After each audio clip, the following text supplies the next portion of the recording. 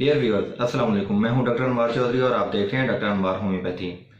Dear doctors and viewers, आज हम बात करने जा रहे हैं होम्योपैथी के एक्यूट प्रेस्क्रिप्शन के हवाले से, एक्यूट प्रेस्क्राइबिंग के हवाले से। दोस्तों, जैसे कि मैंने पिछली वीडियो में बताया था कि होम्योपैथी मैथमेटिक्स है। जैसे 3 × 3 9 होते हैं, 4 × 4 16 होते हैं। इसी तरीके से होम्योपैथी के असूल हैं। अगर आपने बिल मिसल दवा का इंतखाब किया तो आपको मेराक्लस रिजल्ट्स मिलते हैं और आपकी तवक्को से कहीं ज़्यादा तेज़ रिजल्ट्स मिलते हैं। सबसे पहले हम बात करेंगे कि जिस तरीक़ेकार के मुताबिक होम्योपैथी की जा रही है और जिसकी वजह से होम्योपैथिक डॉक्टर जो हैं वो सेटिस्फाई नहीं है, उस तरीक़ेकार को मैं पुराना नज़रिया कहता हूँ। पुराना नज़रिया क्या है कि पिछले 200 साल के अंदर जिस तरह की प्रैक्टिस हुई वो गैर होम्योपैथिक तरीक़ाकार है, जिसमें होम्योपैथिक के बुनियादी असूलों का इतलाक गैर होम्योपैथिक तरीक़ाकार के मुताबिक किया गया और होम्योपैथिक अद्वियात के ज़रिए उस तरीक़ाकार को सरअंजाम देने की कोशिश की, लेकिन नताइज ज़ीरो निकले। मसलन बुखारों के अंदर एकोनाइट बेलाडोना फेरमफास या फेरमफास चाइना आर्सेनिक या गम्बोजिया बैप्टीशिया पायरोजेनम वगैरह का बेतुका इस्तेमाल किया गया। इसी तरह की प्रैक्टिस अभी भी बहुत सारी जारी है। या कंपाउंड प्रैक्टिस में बहुत सारे डॉक्टर जो हैं मुख्तलिफ तरह के सीरप्स और कम्बिनेशन देते हैं ताकि मरीज जल्द अज जल्द रोबे सेहत हो। दोस्तों, ऐसी प्रैक्टिस में ना ही डॉक्टर का भी सेटिस्फाई हो सकता है और ना ही पेशेंट को बता सकता है कि वो कितनी देर में ठीक हो जाएगा या शिफायाब हो जाएगा। इसी तरीके से अगर हम असाल की बात करते हैं तो असाल में aloes, podophyllum, arsenic album, veratrum album, china, इस तरह के मुरक्कबात वगैरह या 2-4 अद्वियात अदल बदल के दी जाती हैं। बुनियादी कार्डिनल लॉज हैं उनको मद्देनज़र नहीं रखा जाता और उसी तरीके से हेरिंग लॉ ऑफ क्योर भी वकू पजीर नहीं होता, क्योंकि जब आप केस को सुप्रेशन की तरफ लेके जाते हैं तो हेरिंग लॉ ऑफ क्योर आपको कभी नज़र ही नहीं आ सकता। जो तरीक़ेकार मैं आपको मुतारफ़ करवाने जा रहा हूँ डॉक्टर प्राफुल के मुताबिक, ये तरीक़ेकार कोई नया तरीक़ेकार नहीं है। बेसिकली वही बुनियादी होम्योपैथिक असूल की तरवीज और अमल दरामद है जिसको नए नज़रिए की सूरत में हम पेश करने जा रहे हैं। इसके मुताबिक टाइफाइड अगर 103 104 पे भी बुखार है तो आपका पेशेंट विद इन 24 आवर्स अपने काम पे जाएगा और बगैर किसी कमज़ोरी और एहसास के कि उसको टाइफाइड हुआ। इसी तरीके से नमूनिया है या फेफड़ों का फोड़ा है, 3 दिन के अंदर चेस्ट एक्सरे के अंदर वो फोड़ा, उसका जख्म क्लियर नजर आएगा। इसी तरीके से यूटीआई के केसेस के अंदर पस सेल 200 से 300 तक आ रहे हैं तो विद इन 36 to 72 आवर्स आपके पेशेंट के वो जो पस सेल्स हैं वो ज़ीरो पे चले जाएंगे।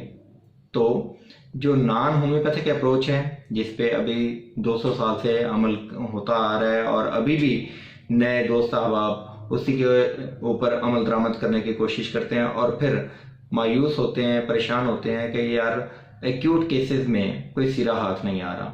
तो आप लोगों की इसी सहूलत के लिए आज हम आपको नया तरीक़ेकार मुतारफ़ करवाने जा रहे हैं। ये नया तरीक़ेकार हानेमेनियन तरीक़ेकार है, क्लासिकल होम्योपैथी तरीक़ेकार है। इसमें 7 बुनियादी कवानीन का इतलाक बहुत अहम है जिसको मद्देनज़र रखते हुए आपने बिल मिसल दवा तक पहुँचना है। एक्यूट केसेस में पेशेंट के पास इतना वक्त नहीं होता कि वो आपको लंबी चौड़ी हिस्ट्री दे, ना ही प्रीवियस हिस्ट्री की कोई बहुत ज़्यादा ज़रूरत होती है। एक्यूट केसेस में चूँकि मर्ज़ की शिद्दत बहुत ज़्यादा होती है तो आपको फौरी तौर पे डिसीजन लेके मरीज़ के कुछ चीज़ों को नोट करके, कुछ उसकी बातों को मद्देनज़र रखते हुए आपने बिल मिसल दवा का फौरी तौर पर इंतखाब करना होता है ताकि आपका मरीज़ जल्द अज जल्द शिफायाबी की तरफ गामज़न हो।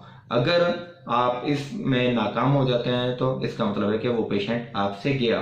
तो जब पेशेंट आपसे गया तो डेफिनेटली आपकी प्रैक्टिस मुतासर होगी। नए तरीक़ेकार ने पुराने कम्बिनेशन थेरेपी को मीलों पीछे छोड़ दिए हैं, क्योंकि इस तरीक़ेकार के इतलाक के अंदर आपको क्लासिकल होम्योपैथी की झलक भी नज़र आती है।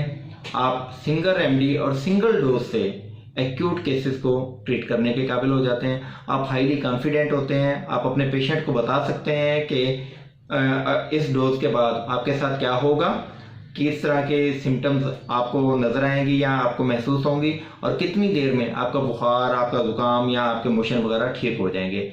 और सबसे बड़ी बात कि जो कॉम्प्लिकेशंस होती हैं, जैसे टाइफाइड है, टाइफाइड के बाद बालों का झड़ना या कमर का दर्द वगैरह होना, वो भी इस तरीक़ेकार के नतीजे में ज़ाहिर नहीं होते। क्यों?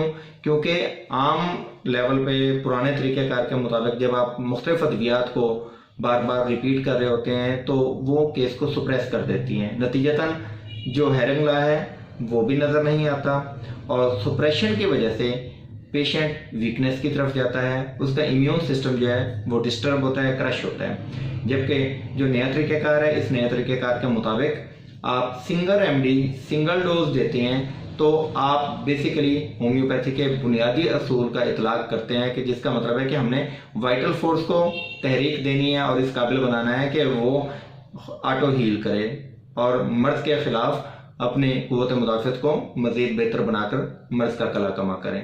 तो उसके नतीजे में क्या होता है कि मरीज़ की भूख प्यास बेहतर होती है, मरीज़ के फिजिकल जनरल्स, मेंटल जनरल्स बेहतर होते हैं, मरीज़ पहले से एक्टिव और अलर्ट हो जाता है, या अगर वो पहले रेस्टलेस होता है, असाबी दर्दें हैं, शदीद दर्दें हैं, तो वो पुरसकून हो जाता है, उसकी नींद बेहतर हो जाती है, पेशाब पखाना बेहतर हो जाता है, मरीज़ अपने जिस्म में तवानाई और चुस्ती महसूस करता है। और इसी तरीके से अगर आप लैब रिपोर्ट्स की बात करें तो उनके अंदर जो डिफरेंसेस आ रहे होते हैं, एलिवेटेड रेशियोज होती हैं मुख्तलिफ पैरामीटर्स के हवाले से, तो वो भी ऑटोमेटिकली 72 घंटे के अंदर अंदर नॉर्मल हो जाती हैं। तो दोस्तों, इसके लिए आपको सिर्फ और सिर्फ करना है कि जो हम इस सीरीज़ का आगाज़ करने जा रहे हैं, तमाम वीडियोस को बगौर सुने और साथ साथ इनको अपनी प्रैक्टिस में शामिल करना शुरू कर दें। स्टेप बाय स्टेप ये डेफिनेटली थोड़ा मुश्किल काम है चेंज लाना, लेकिन स्टेप बाय स्टेप जैसे जैसे आप इन चीज़ों को अमल में लाते जाएंगे, आपकी प्रैक्टिस में आसानी पैदा होती जाएगी और इंशाल्लाह आप कॉन्फिडेंट होते जाएंगे, और इंशाल्लाह आपके साथ साथ होम्योपैथी का नाम बुलंद होगा। Wish you best of luck. जल्दी मुलाकात करते हैं अगले वीडियो में। अस्सलाम वालेकुम।